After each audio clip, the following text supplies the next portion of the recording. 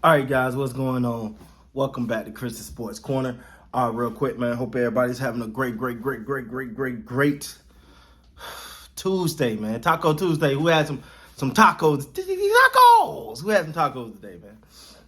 That was a horrible rendition. Anyway, so rumors coming out now that Magic Johnson is on board. Let's keep Russell Westbrook. Let's run it back with Russ. First of all, I feel like I got to say this. I got to announce this. I'm not a Russell Westbrook hater, right? Do I think you can win with Russ? No, because I haven't seen it happen. You got to show me you can win with him. Now, this notion all of a sudden, but it's because this notion that all of a sudden, no, Russ is the right guy. You just got to run it back with Russ. To me, personally, you can't run it back with Russ. And I'm going to tell you why. He damn near burned every bridge on his way out. He blamed everybody, the coach, the fans, LeBron, Anthony Davis, Jenny Buss. Anybody could blame other than take some personal damn responsibility at what we seen with Russell Westbrook. That's my reason why you can't bring him back out. Because when they asked him verbatim, they said, well, LeBron and Anthony Davis, you know, they want you to play your way, your style. He goes, yeah, okay. Like, yeah, right. He blamed Frank Vogel, and Frank Vogel, let's be real, was the biggest catalyst for Russell Westbrook this year. But see, what has happened now is people forgetting. They're forgetting because, we ain't seen basketball in a while. We forgetting. It don't work. What is your plan for Russ? Like, you can't sit here and tell me, so what's your option? Because somebody gonna jump on here and say, Chris, you can't win with him, Bloom. Okay, what's your plan? Don't worry, I'll wait. What's your plan to win with Russ? You're going to let him be your primary ball. He's going to be your decision maker, right? Because that's the only way he played his best with the ball in his hand. So you're going to tell me you can win with Russell Westbrook being the primary decision maker with the ball. It's no knock on Russ' game. I love Russell Westbrook for the simple fact that this man do not cheat the game. Sorry, I can't down no one who give it 110. Well, I think his lack of, he ain't evolved. He give 110 at one thing. His jump shot hasn't gotten better. His free throw shooting hasn't gotten better. So now I'm supposed to believe all that supposed to change this year? No. Hell no, I don't believe that's gonna change. You just and people now you gotta listen. There's a group of individuals out here that love Russell Westbrook. You know, I love Russ. I just don't think Russell Westbrook can be the primary decision maker with the ball in his hand. Show me when that won in the playoffs. I want to hear about your regular season stats. Hell, we doing regular season championship. James Harden be a 17-time champion. So it Russ. And we doing regular season. We talking playoffs, man. Now, rumor goes on the Lakers don't want to tie up a first-round pick to get rid of Russ. Nah, I can't argue.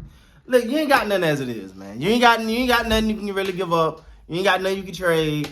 You know what I'm saying? So, the one little trade piece you got, you ain't got a draft pick into 2027. So, yeah, you might want to try to hold on to that. I mean, I don't know, man. The Lakers have got themselves in a pickle. But the thing is, to me, if it's not about winning championships, it's not about winning. For one, what the hell you keeping LeBron James there, Anthony Davis there for? If it ain't about winning championship, you're finna go into a rebuild if that's the case. Because you're not going to win one with Russ playing your point guard. We've all seen it. I'm not saying Russ don't have some moments. Russ have some moments. Russ have some moments in some games you're like, yo, let's go, Russ. But there's not enough of those come playoff time. It's not enough of those come playoff time unless you're going to tell me. And the question to me is, when did you see Russ say, damn, this on me, man. I got to be better. You know, going after the fans, going after commentators, going after everyone, like blaming everybody except him. That's what killed me with Russ. I'm sorry. When you can't sit there and say, man, I messed up, dog. You know what? I shouldn't have did that.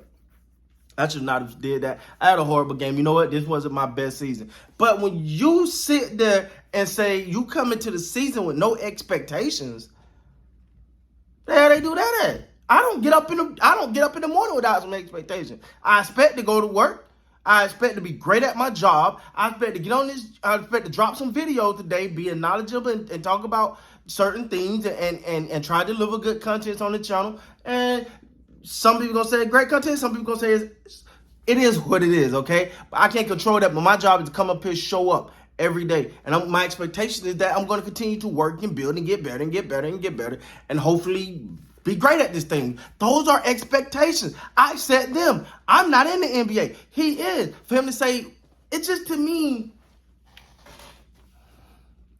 man, and again, it sounded like a Russ bashing session. I love Russ.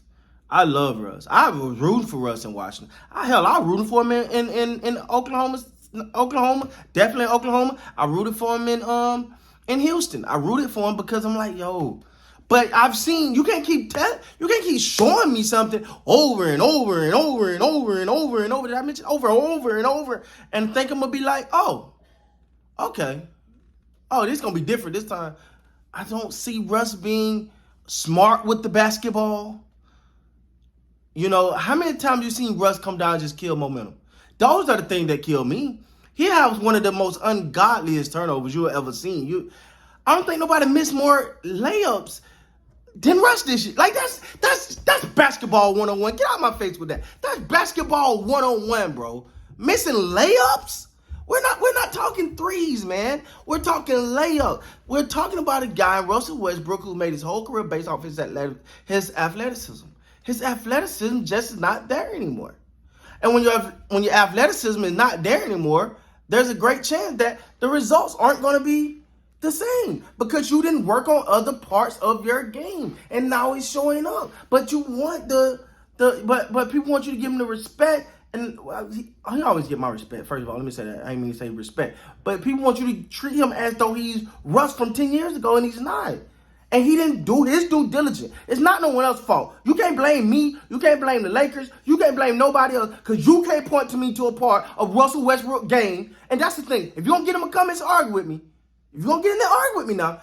Before you argue with me, tell me a part of his game where he's got better at. Tell me a part where he got better at. Because I don't see it. And listen, man, I'm up for debate. I'm always up to have a conversation. We can talk about it. But the fact of the matter is, this new notion, they got to run it back with Russ. But I think they really don't have no other damn choice. Like, unless you won't give up that first round, unless somebody out there want him. Because if he's what everyone keep trying to tell me he is, it'll be a market for him. The market don't lie. Your value is your value. Your value is your value. If you're that guy, somebody going to reach for you. Somebody going to try to make it happen. Nobody's trying to make it happen. You keep hearing this. Ain't nobody bust a move. Ain't nobody serious about busting a move. So with that being said, guys, please like, comment, subscribe to the channel. Till next time, you guys be great.